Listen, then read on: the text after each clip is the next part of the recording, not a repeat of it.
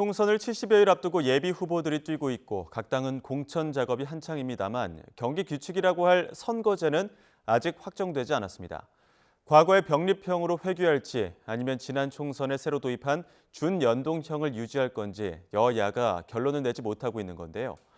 이 와중에 민주당 이명백 공천관리위원장이 소수정당 배분 권역별 병립형 비례대표제를 제안해 관심을 끌고 있습니다. 명칭이 참 긴데요. 핵심은 3% 이상 득표율을 얻은 정당에 대해 비례의석 47석 가운데 30%에 해당하는 15석가량을 보장하는 겁니다. 소수정당 배분이라고 표현하는 이유입니다.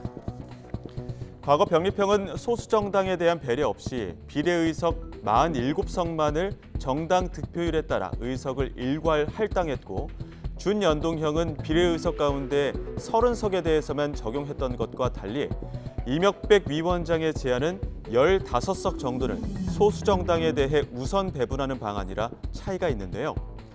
여야 모두 병립형과 준연동형 사이에서 접점을 찾지 못하던 상황이었는데 임 위원장의 이 같은 제안에 국민의힘도 대화가 가능하다는 입장을 보이면서 장기 교착 국면인 선거제 논의에 물꼬를 틀 수 있을지 관심이 쏠리고 있습니다.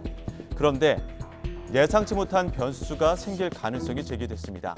얼핏 보면 소수정당에 유리한 것으로 보이는 임 위원장의 제안이 외려 소수정당의 반대를 맞닥뜨릴 수 있다는 건데요.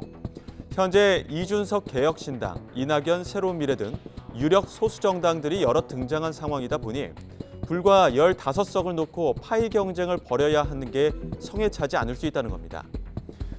그렇다고 준연동형 제도를 유지한다면 이른바 텐트를 키워가는 이준석, 이낙연 신당에 자칫 더 많은 의석을 내어주게 되는 건 아닌지 국민의힘과 민주당 모두 촉각을 곤두세우고 있는데요. 총선일은 다가오는 가운데 더욱 복잡해지고 있는 셈법 앞에서 여야가 어떤 결론을 내릴지 주목됩니다.